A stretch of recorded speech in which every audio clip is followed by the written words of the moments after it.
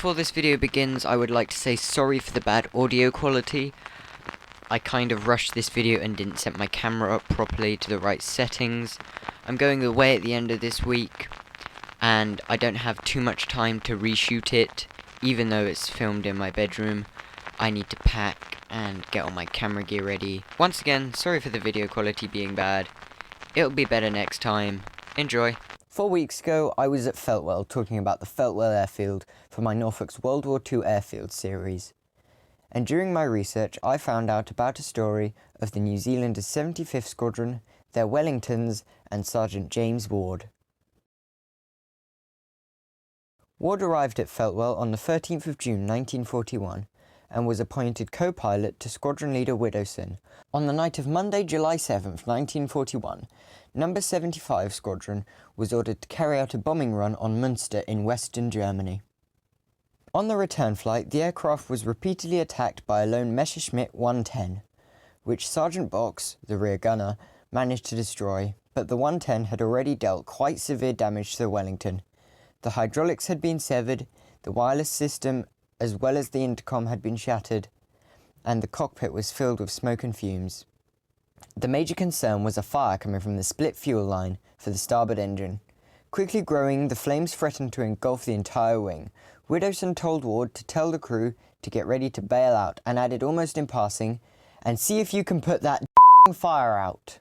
Ward and the Wellington's navigator, Sergeant Lawson, tore a hole in the fuselage and attempted to use a fire extinguisher, but the force of the aircraft's slipstream only resulted in the liquid splashing back into their faces. Ward then decided that the only way to deal with the fire was to crawl out onto the wing. Despite Lawson's efforts to dissuade Ward, he was adamant that this was the only way to save the plane. A rope was attached around Ward's waist, and he was anchored down to Sergeant Lawson.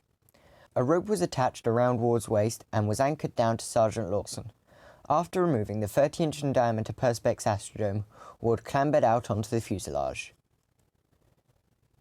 Even though the Wellington was flying at its lowest possible speed of 100 miles per hour, the force of the wind was terrifying, said Ward in an interview after the event. Ward managed to lay flat on the wing and secure himself with footholds that he had kicked into the fuselage's fabric. After many abortive attempts, Ward finally managed to stuff a canvas top into the fire, which was sufficient enough to divert the flames from the engine. Although the fire had not yet been extinguished, it had been considerably reduced, and Ward had certainly prevented it from spreading any further.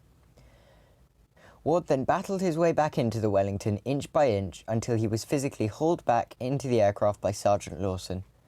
Ward then collapsed in a state of exhaustion, unable to speak or move. Although the brakes and flaps were disabled, Widdowson managed with great ease to land the crippled aircraft on a runway at Newmarket Airfield, however needing the entirety of the runway to do it, and the aircraft was finally brought to a halt by a wire fence. The crew arrived back at Feltwell by 9 o'clock the next morning, and after the debriefing, Ward's only comment is that it had been a dicey trip. Both Widdowson and the squadron commander both recommended Ward for the Victoria Cross for his quite incredible feat of bravery, all the more admirable as it had been undertaken with calm deliberation and in the heat of battle.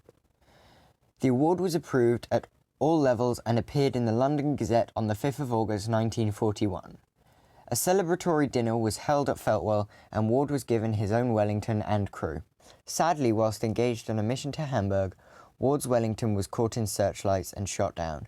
Only 2 of the crew survived as prisoners of war, and Ward and the 3 other crew members were buried at Ohlsdorf Cemetery in Hamburg. This video was made as part of my DAV Skills Award. Click the first link in the description to learn more. If you like videos about history or folklore, consider subscribing. Bye!